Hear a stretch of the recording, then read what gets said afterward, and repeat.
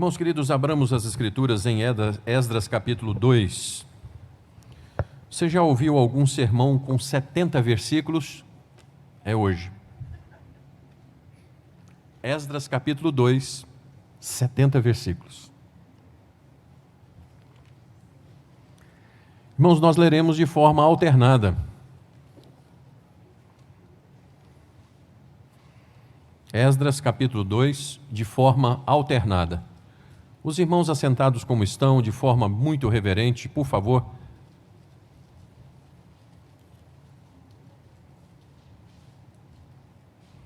Esdras, capítulo 2, de forma alternada, diz assim a Escritura: São estes os filhos da província que subiram do cativeiro, dentre os exilados que Nabucodonosor, rei da Babilônia, tinha levado para lá, e voltaram para Jerusalém e para Judá, cada um para a sua cidade.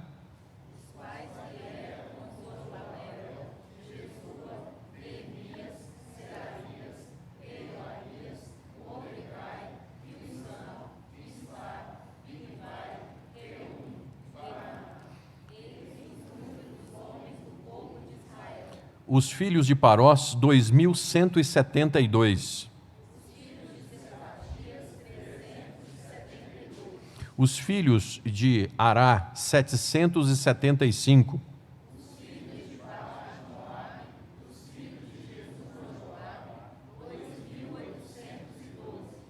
Dos filhos de Elão, 1.254. Dos filhos de Zacai, 770. Os filhos de Bebai, 623. Os filhos de Adonicão, 666. Os filhos de Adim, 454.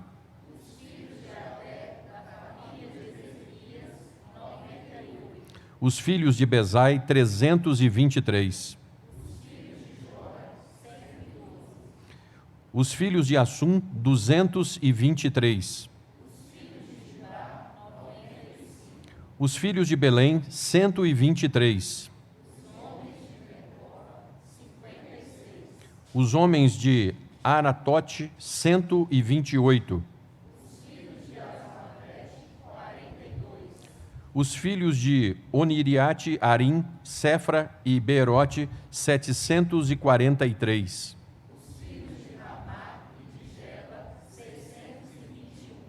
Os homens de Miquimás, 122. Os filhos de Nebo, 52. Os filhos do outro Elão, 1.254. Os filhos de Lod, Adid e Orion, 725. Os filhos de Semaá, 3.730.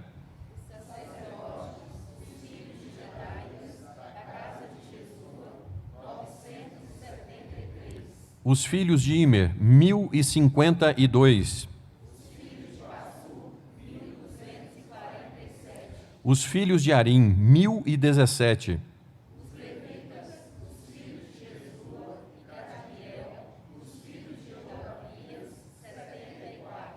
Os cantores dos filhos de Asaf, 128.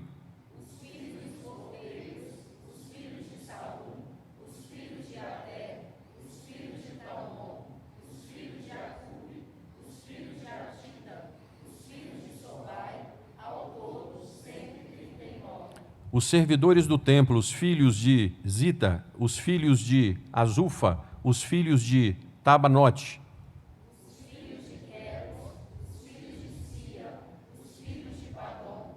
Os filhos de Lebama, os filhos de Agaba, os filhos de Acube, os filhos de Agabe. os filhos de Gidel, os filhos de Gará, os filhos de Reías,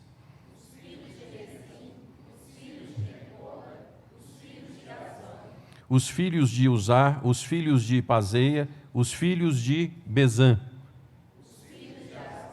Bezai,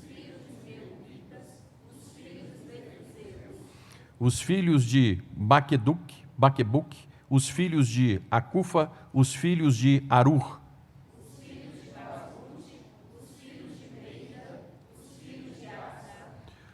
os filhos de Barcos, os filhos de Císera, os filhos de Tená, os filhos dos servos de Salomão, os filhos de Sotai, os filhos de Soferete, os filhos de Peruda,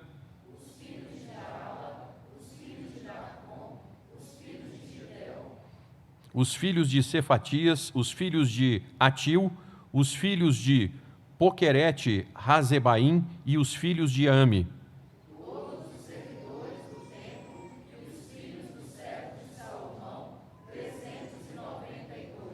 Também estes subiram de Tel-Melá, Tel-Arza, Querube, Adã e Imer, porém não puderam provar que as suas famílias e a sua linhagem era de Israel.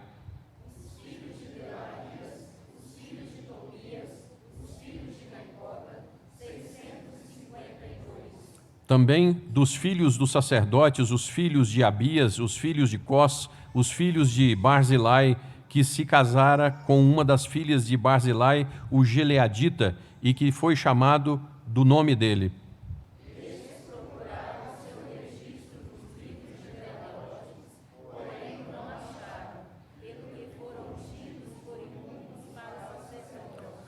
O governador lhes disse que não comessem das coisas sagradas até que se levantasse um sacerdote com o Urim e o Tumim.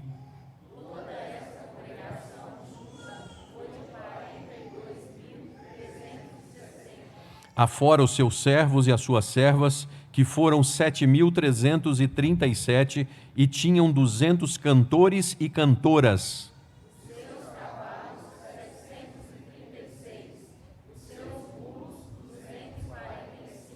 Os seus camelos 435, os jumentos 6.720.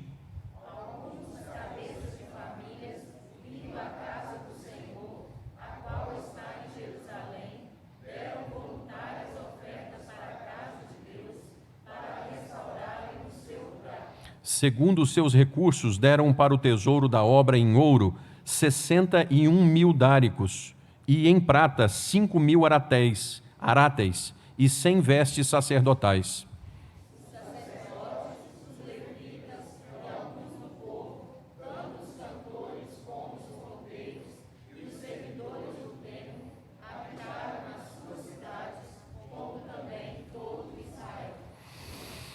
Vamos orar, irmãos? Amado Deus, eis o texto sagrado aberto, que foi lido. E agora, Deus, nós te pedimos que por obra do Teu Santo Espírito Tu faças o maior milagre visível e que acontece todos os primeiros dias da semana. O Senhor vir e falar ao nosso coração. O pregador é um incompetente, o pregador é um miserável que não tem condições de dizer a esse povo que é de dura serviço, mas o Senhor pode nos quebrantar a todos e nos dar a honra de saber que o Senhor veio aqui e falar conosco. Ó Deus, que isso seja verdade, que o Senhor fale e molde o nosso coração, seja o que for. Quebra, Senhor, aquele que o Senhor tiver que quebrar, a começar do pregador. Mas, ó Deus, não deixe que essa palavra jamais torne para ti vazia. Aceita, portanto, ó Deus, o culto que te prestamos e que o Senhor mais uma vez nos abençoe nessa assembleia. Nós oramos com ações de graças em nome de Jesus. Amém. Irmãos, o Evangelho tem particularidades e a maior particularidade, conforme descrito em Lucas capítulo 15, é a oportunidade dos pródigos voltarem para casa. A maior oportunidade do Evangelho é a dos pródigos voltarem para casa. Isso é Evangelho. Se você tirar isso da Escritura, não adianta nenhum de nós estarmos aqui, nós podemos ir para casa, esquecer desse negócio de cristianismo, porque o amor de Deus se manifesta quando pródigos voltam para casa. E esse texto é uma grande volta, uma grande lista daqueles que voltaram do segundo cativeiro. Sim, para nós chegamos a pensar, ainda bem que não disseram o nome de cada um dos filhos, né? Vocês já pararam para pensar? 1072, já pensou se fosse escrever cada um deles? Então, foram descritas...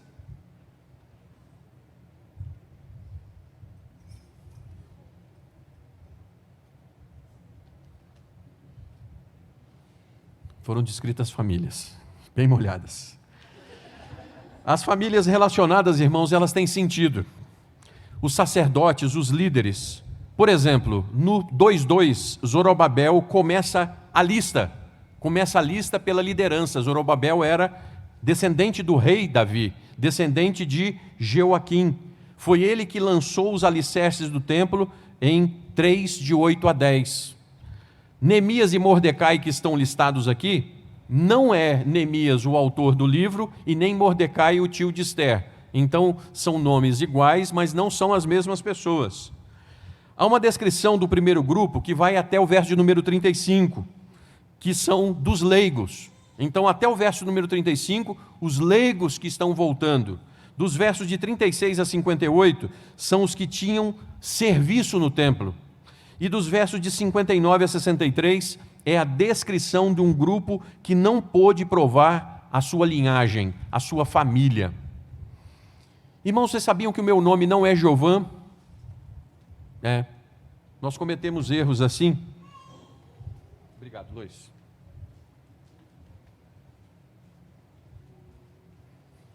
Isso é galardão, viu, irmãos? Ajudar o pastor assim. E é mesmo. Muito obrigado, meu irmão. Irmãos, meu nome não é Jovã. Nós cometemos erro quando alguém pergunta assim, qual é o seu nome? Meu nome é Cláudio, meu nome é Ricardo, meu nome é Ruth. Não, esse é o seu pré-nome. O seu nome é Amaral Casteluber. Então, o nosso nome é o nome da família que você carrega. O seu pré-nome é o nome que você tem. Ok? Então, família, irmãos, é linhagem. Família é um negócio tremendo, até porque fruto não cai longe da árvore que o gerou. A única novidade nas cadeias hereditárias é quando Deus, pelo poder do Evangelho, entra e transforma alguém. Caso contrário, você vai seguir na mesma toada da sua família e é fato, não tem jeito. Veja o verso de número 68.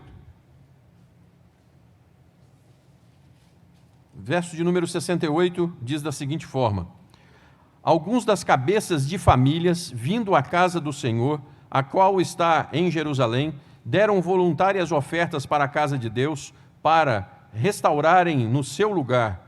Então, as famílias deram. Vocês percebem que não foi o indivíduo, mas a família. Irmãos, nós estamos em uma família chamada igreja, uma grande família de famílias. A nossa fé bíblica reformada diz que Deus não tem interesse em salvar pessoas. Deixa eu explicar, né? Deus não tem interesse em salvar pessoas. Deus tem interesse de salvar famílias inteiras. Portanto, não desista de ninguém da sua casa, não desista de ninguém dos seus parentes. Enquanto houver vida, há esperança para isso.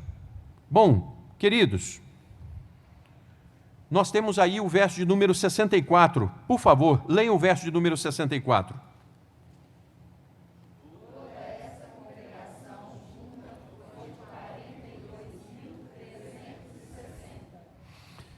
Irmãos, 42.360 pessoas voltaram do segundo cativeiro. Leamos o verso 70. Os sacerdotes, os levitas e alguns do povo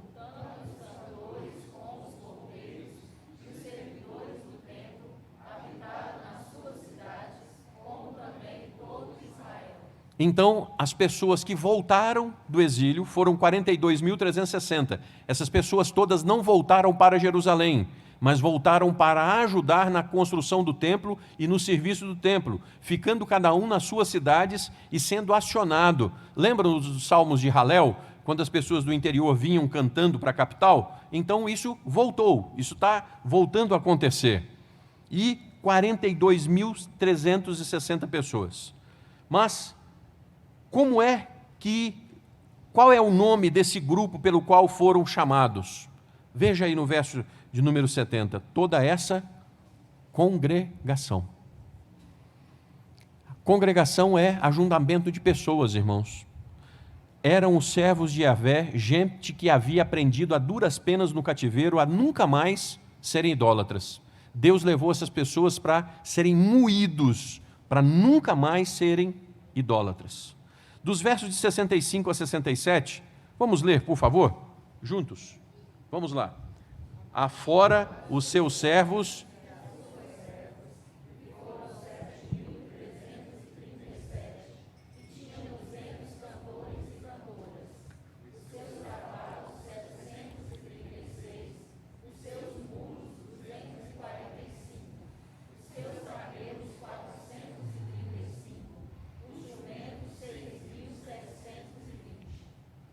Então, essas pessoas que foram elencadas têm algo muito precioso aqui. O objetivo era voltar para auxiliar na reconstrução do templo. E eles vieram, pelo verso de número 65, 200 cantores e... Dá uma olhada no verso 65. Finalzinho do verso. Então, 245, é isso? Verso 65. Isso, cantoras e cantores. Muito bem, você pode dar uma chegada comigo no Salmo de número 46? Salmo de número 46.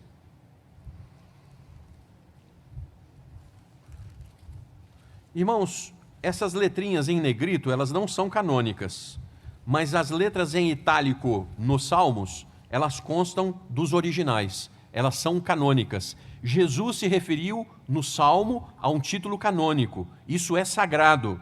Então, por favor, o verso de número 46, antes do início do verso de número 1, o que está escrito em itálico aí? Vamos ler todos juntos? Ao mestre de canto.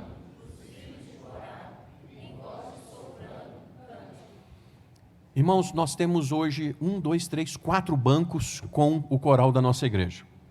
E pasmem, mas existe um movimento dentro da igreja presbiteriana dizendo que coral não é coisa de Deus, que tem que acabar com o coral no meio da igreja. Mas, por favor, como é que fica ao mestre de canto dos filhos de Corá em voz de soprano? Então, vamos raciocinar, irmãos, vamos raciocinar. Voz de soprano é uma voz feminina. Homem não canta soprano, viu, gente? Homem não canta soprano. Soprano, contralto, mulher que canta. Os salmos eram cantados no templo? Eram cantados no templo. Então nós estamos com o salmo de número 46, um salmo que era cantado no templo com voz feminina. As mulheres cantavam no templo? Irmãos, existe um movimento crescente dentro da igreja presbiteriana que mulher não ora na igreja, mulher não pode falar na igreja. Então eu quero ver o que essas pessoas vão fazer com um texto desse. Porque retornaram cantores e cantoras. Então, mulher não só ora, como mulher canta e se expressa em vozes apartadas. É isso que diz o texto sagrado que nós estamos acabando de ler. Nós cremos que os salmos eram cantados no templo, que voz de soprano é uma voz feminina, que as mulheres cantaram lá. Então, são cantoras relacionadas que estavam voltando para o templo. Nós estamos diante de uma multidão e dentro da multidão existem cantoras voltando para atuar no templo. Havia coral com divisão de vozes no templo. Está aqui. As ofertas dos versos 68 a 69. Vamos ler, por favor, irmãos, os versos 68 a 69? Vamos lá. Alguns dos cabeças de famílias...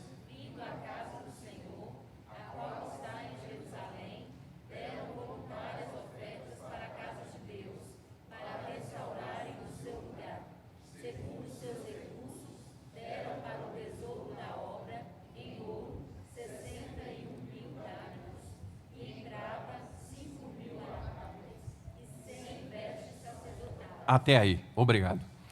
Queridos, não foram os nobres que voltaram.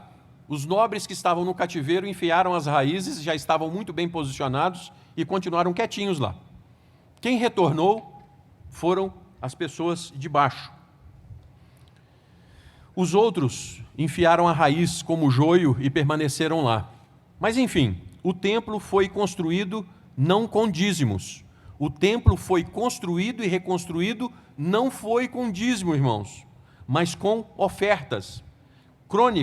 Em Crônicas 29, de 1 a 9, nós vamos ver que abriu-se a possibilidade de ofertar. E as pessoas começaram a trazer ofertas para a construção do templo, a ponto do rei falar assim: gente, para, porque não tem lugar de guardar mais.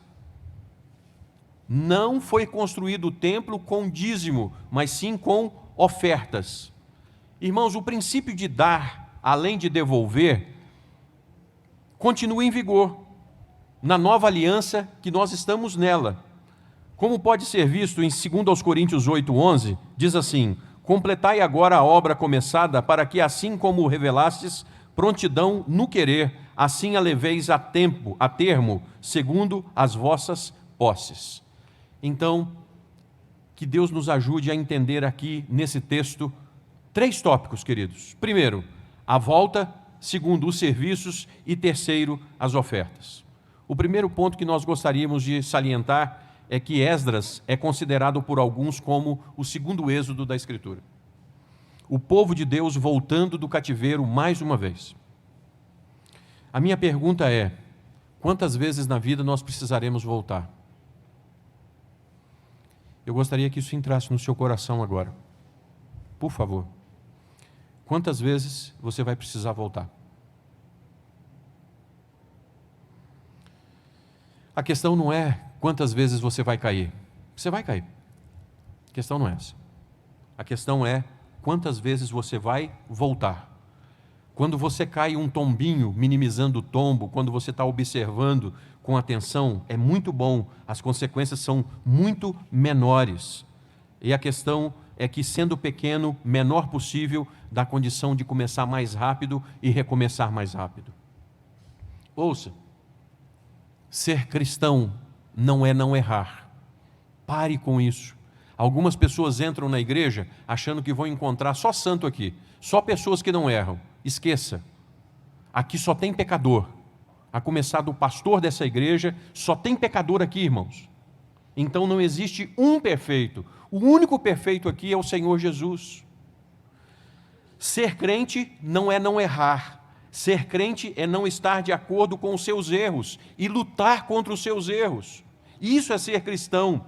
E quando acontecerem, admita e volte atrás. Pare de insistir, pare de insistir, pare de insistir. Diga assim: eu errei. Ponto. Quero recomeçar. E não existe nenhuma vez que Deus vai dizer não tem jeito. Pelo contrário, existe um Deus soberano que vai sempre nos estender a mão e nos dar a oportunidade de recomeçar, de recomeçar e de recomeçar. Em segundo lugar, irmãos, os serviços. Você já se encontrou nos serviços a Deus? Irmãos, estamos vivendo um tempo tão ruim, tão esquisito. A pandemia está mostrando os seus estragos. Esperem mais 5 anos. A quantidade de gente depressiva e levando depressão às últimas consequências, não está brincadeira. Você já se encontrou no serviço a Deus? Faz sentido para você? Quando o coral estava ensaiando aqui, né, uma das pessoas mais alegres do coral, né, arrepiei, né? Pode parecer brincadeira, irmãos, mas é uma coisa gostosa. Sabe quando você se emociona pelo serviço que você está prestando a Deus? Um monte de gente pecador que desafina de vez em quando, que vai para lá, vem para cá, mas é o que você pode estar oferecendo a Deus. Você já se encontrou? Você está oferecendo alguma coisa para Deus? Porque quanto mais você trabalha na obra de Deus, como nós vimos hoje pela manhã, mais você robustece a sua fé. Não tem outra forma de robustecer a fé sem colocar a mão na massa. É isso que diz a nossa fé, é isso que dizem as Escrituras. Mas, por favor, observe aqui. Dos 42.360, vêm os listados. 5.022 tinham descritas as suas funções de 36 a 58, os versos, né? Então, de 42.360, 5.022 tinham função no templo. Eram especialistas.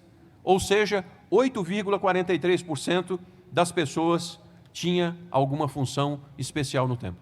O restante não tinha. Existem aqueles especialistas do templo e existem aqueles que trabalham para o templo. Irmãos, hoje nós tivemos um almoço aqui que alguém brincou comigo, falou assim: pastor, o senhor faz a gente pecar, porque a pururuquinha, a barriga, sabe, pururucada, estava daquela assim, violenta, né? E nós comemos tão bem, irmãos, que eu voltei para casa pensando assim: se os anjos vierem me buscar agora vai dar trabalho, né? Porque estava gostoso demais da conta. E aí é um que traz uma vasilha, o outro que traz um prato, o outro que lava. Isso é corpo de Cristo. Mas aonde você está nisso? Você não precisa ser especialista. Coloque a mão na massa com o que você tem, com o que você pode. Meu irmão, você diria que você tem sido usado para o templo, para a casa, para a glória de Deus? Você já se encontrou? Você sabe o seu lugar no serviço a Deus? O que você tem feito para a glória de Deus? Então, você tem promovido paz no meio da igreja de Cristo? Você tem promovido o crescimento do reino de Deus? É isso que você tem feito? Terceira coisa, irmãos, as ofertas. As ofertas vieram de pessoas simples, não abastadas. Sabe o que é interessante aqui? As ofertas vieram de gente que estava voltando para casa acabada.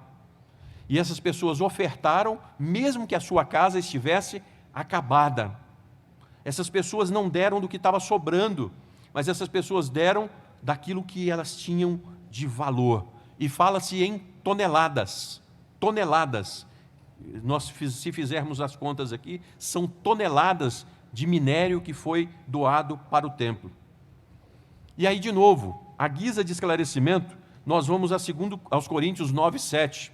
Segundo aos Coríntios 9, 7. Vamos ler juntos, por favor?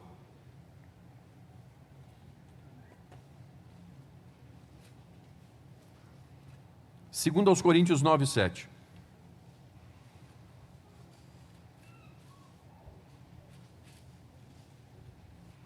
Segundo aos Coríntios 9, 7. Leamos todos a uma só voz, por favor. Vamos lá. Cada um contribua segundo...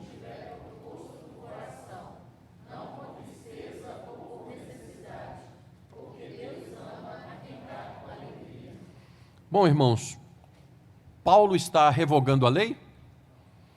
Porque Jesus, em Mateus 23, 23, ele diz assim: é muito bom quando vocês dão o dízimo do endro e do cominho. Então Jesus está referendando a prática do dízimo. Jesus não aboliu a lei. Paulo estaria abolindo? Não. O que esse verso está tratando não é de dízimo e sim de oferta. Deus ama aquele que dá com alegria. Ser ofertante, meu irmão, está dentro e além da obediência. Ouça isso com tudo que você puder. É o seguinte: se Deus lhe dá só o necessário, você seja só dizimista. Mas se Deus lhe tem mimado e tem lhe dado muito mais do que você precisa, seja também ofertante. Eu vou repetir isso. Se você tem recebido de Deus apenas o que você precisa para sobreviver, nada além, seja dizimista. Você vai ser obediente, só obediente. Mas se Deus tem te mimado e tem te dado muito mais do que você pediu, então seja também ofertante.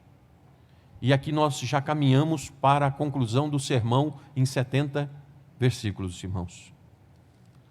Irmãos, eu gosto dessa ilustração, mas eu gosto demais.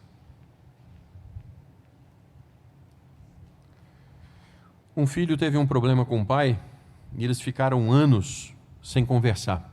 Anos. Até que tem uma hora que a gente não aguenta. E aí, ele manda uma carta para o pai e diz assim: pai, tal dia assim, assim, eu vou estar chegando na estação ferroviária. Se o Senhor quiser me aceitar para nós conversarmos, o Senhor coloque um pano branco na janela e eu vou saber que eu posso chegar em casa. E aí ele vem, senta do lado dele um pastor, né, numa hora dessa, umas coisas assim. E aí ele pede o pastor, falando assim: pastor, eu não sei se meu pai vai querer me receber em casa. O senhor pode olhar para mim? Quem já viajou no trem Vitória-Minas, que você chega lá coberto de minério, né? Agora está melhor, né? Agora tem ar-condicionado e tal. Mas na época que a gente viajava era de segunda, né?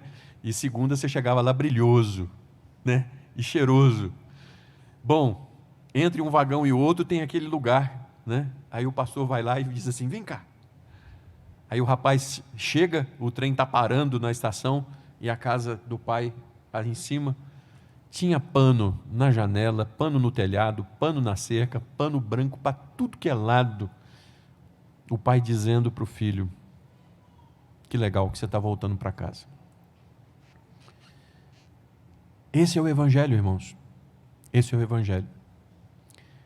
Nós vamos precisar pedir para colocar pano branco de paz. Quantas vezes? Quantas vezes? Os casamentos que o digam, né? Os casamentos que o digam. Percebe que o complexo de tratar o reino de Deus, a igreja do Senhor Jesus, esse negócio é muito complexo, irmãos. Por quê? Porque, historicamente, nós vemos que aqueles que voltam não são os milhões que foram. Foram milhões deportados. Quantos voltaram? Só 42.360. Quem volta é só um remanescentezinho. Quem continua voltando é só um remanescentezinho. É só o remanescente. Posso te pedir um negócio, assim, lá de dentro? Pare de achar que povo de Deus vai ser maioria em algum tempo da história. Nunca vai ser, nunca foi, esqueça. Porque agora o cristianismo, esqueça. O verdadeiro cristianismo sempre vai ser de um remanescente fiel. Sempre um povinho. E dentro do povo maior da igreja existe o verdadeiro remanescente. Historicamente é isso que vemos, é isso que a Escritura diz. Ou seja, dos que voltam para a casa do Pai, são poucos. Poucos que se convertem e pouquíssimos que seguem sendo convertidos, moldados à imagem e o caráter de Cristo. Irmãos, são poucos aqueles que se convertem e que estão sendo moldados ao caráter de Cristo. Nós temos muitas pessoas que frequentam a igreja, mas nunca experimentaram um novo nascimento. Nunca. Os que trabalham mesmo para o reino de Deus, nós vimos aqui que os que tinham especialização eram 8% só. Então, dentro daqueles todos que estão dentro da igreja, tem um percentual pequenininho, que é que coloca a massa. E aí, às vezes, você diz assim, puxa vida, estou trabalhando tanto. Parabéns. Você só está identificando o que a Bíblia já disse há tantas vezes. Vai ter muito mais gente para poder falar contra do que para trabalhar. Agora, por favor, abram comigo Marcos capítulo 10, os versos 29 a 30. Marcos capítulo 10, versos 29 a 30.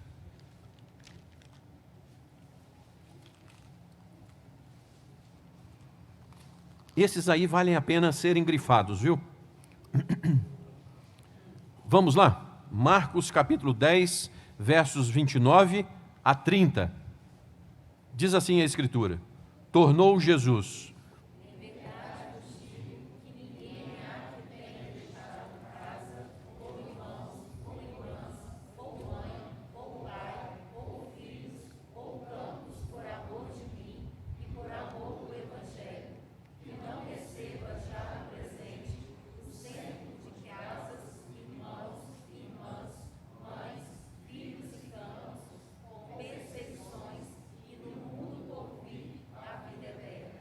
Muito bem. Os que ofertam ao reino de Deus, você acredita que Deus vai ficar devedor de alguém? Você acha que alguém vai chegar lá e vai poder dizer assim, Senhor, eu tenho um saldo que o Senhor não me pagou? Não, irmãos.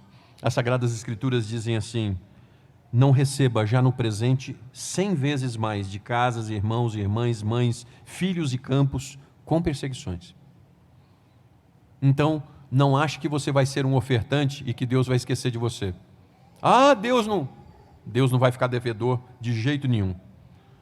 Então, irmãos e amigos, seja pródigo, volte sempre. Sempre que for necessário, volte. Seja trabalhador, independente dos outros. Naquele último dia, você não vai poder chegar diante do Senhor e falar assim, Senhor, eu deixei de trabalhar por causa do pastor, aquele miserável. Você não vai poder falar isso não. Você vai ter que prestar contas individuais, você com ele. Seja ofertante, porque nessas 3 opções lhe restará uma vida com um colorido diferente. Opte, por favor, com tudo que eu posso. Seja pródigo, volte sempre, seja trabalhador, seja ofertante e me cobre se Deus não vai te dar um colorido diferente na sua vida. Vamos orar mais uma vez?